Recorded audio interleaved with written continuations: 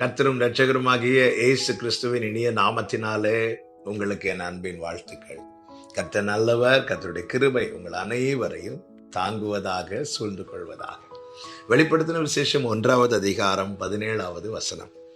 நான் அவரை கண்டபோது செத்தவனை போல அவருடைய பாதத்தில் விழுந்தேன். அப்பொழுது அவர் தம்முடைய வலது கரத்தை என் மேல் வைத்து என்னை நோக்கி, பயப்படாதே, நான் முந்தினவரும் பிந்தினவருமாய் இருக்கிறேன், உயிர் உள்ளவருமாய் இருக்கிறேன். கர்த்தருடைய பரிசுத்த நாமம் மகிமைப்படுவதாக. பத்மு தீவிலே ஆண்டவராகிய இயேசு கிறிஸ்துவை யோவான் காண்கிறான்.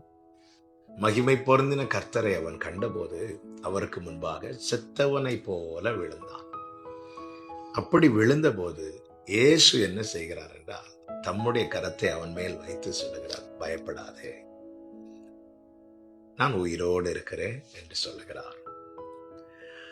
செத்தவனை போல விழுந்தவனை செத்து எழுந்தவர் தூக்கி விடுகிறார். செத்து எழுந்தவருக்கு செத்தவனை போல விழுந்தவனை எழுப்புவது என்பது ரொம்ப லேசான காரியம்.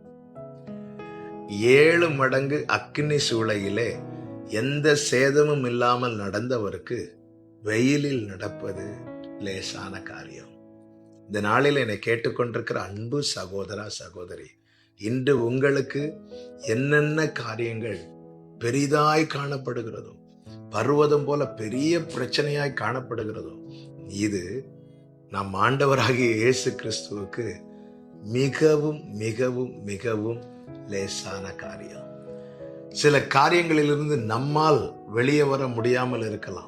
நம்முடைய திராணியால, நம்முடைய பலத்தால அதை மேற்கொள்ள முடியாமல் இருக்கலாம். ஆனால் பலத்தாலும் பராக்கிரமத்தினாலும் முடியாதது தேவனுடைய ஆவியினாலே ஆகும். நம் ஆண்டவர் செத்தவனை எழுப்பினவர், செத்து எழுந்தவர். அப்படிப்பட்டவருக்கு செத்தவனை போல கிடக்கிறவனை எழுப்புவது எவ்வளவு லேசான காரியம். இன்னைக்கு எந்த பிரச்சனை உங்களுக்கு ரொம்ப பெருசா உங்க முன்னாடி இருக்கிறது, ஆண்டவர் சமூகத்தில் அதை வச்சுட்டு சொல்லுங்க, ஆண்டவர் இது எனக்கு பெருசா இருக்கலாம், ஆண்டவரே இந்த பத்மு தீவு எனக்கு பெரியதா இருக்கலாம், இந்த வனாந்திரம் எனக்கு பெரிய பிரச்சனையா இருக்கலாம், இந்த எரிகோ எனக்கு பெரிய பிரச்சனையா இருக்கலாம், இந்த யோர்தான் பிரவாகித்து ஓடுகிற யோர்தான், இந்த சிவந்த சமுத்திரம் எனக்கு பெரிய பிரச்சனையா இருக்கலாம், கோலியாத் எனக்கு பெரிய பிரச்சனையா இருக்கலாம். ஆனா இதிலிருந்து என்னை விடுவிக்க, மீட்க, தப்புவிக்க, தாண்ட பண்ண உமக்கு லேசான காரியம் ஆண்டவரே. காரணம், இதையெல்லாம் நீர் சிலுவையிலே அப்பா எங்களுக்காக வெட்டி சிறந்திருக்கிறீர், இதையெல்லாம் மேற்கொண்டு இருக்கிறீர், இதையெல்லாம் முறியடித்திருக்கிறீர். இந்த நிச்சயம், இந்த நம்பிக்கை கர்த்தர் பேரில் இருக்க கர்த்தர் ஒவ்வொருவருக்கும் கிருபை செய்வாராக. அதனாலதான் ஆசா சொல்லுகிறான், பலமுள்ளவன் பலனற்றவன், பலமுள்ளவன் பலனில்லாதவன், யாராயிருந்தாலும் உதவிகள் செய்வது லேசான காரியம்.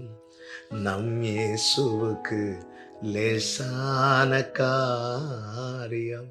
பத்மு தீவிலே செத்தவனை போல விழுந்தவனை தூக்கி நிறுத்தி தேவ சித்தத்தை செய்ய வைப்பது தேவனுக்கு லேசான காரியம்.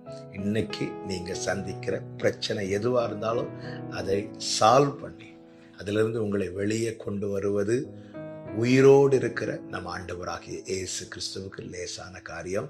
இயேசுவை நம்புங்கள், அவர் பாதத்தில் விழுந்து விடுங்கள். நிச்சயமாக கர்த்தர் உங்களை ஆசீர்வதிப்பார். கர்த்தர் உங்களை விடுவித்து உங்களை சாட்சியாய் நிறுத்துவார். நல்ல தகப்பனே, இரக்கமுள்ள பிதாவே, எங்கள் காரியங்கள், எங்கள் பிரச்சனைகள் எங்களுக்கு பெரிதாய் காணப்படலாம். ஆனால் மரணத்தை ஜெயமாய் விழுங்கின உமக்கு அது லேசான காரியம் என்று இந்த நாளில் எங்களோடு பேசின கிருபைகளுக்காய் நன்றி. உடைய சமூகத்தில் வைக்கிறோம், நீர் பார்த்து கொள்ளும். எங்களுக்கு இருக்கிற ஒரே நம்பிக்கை, நீர் உயிரோடு இருக்கிறீர், நீர் பார்த்து கொள்வீர். இயேசுவின் நாமத்தில் பிதாவே, ஆமென்.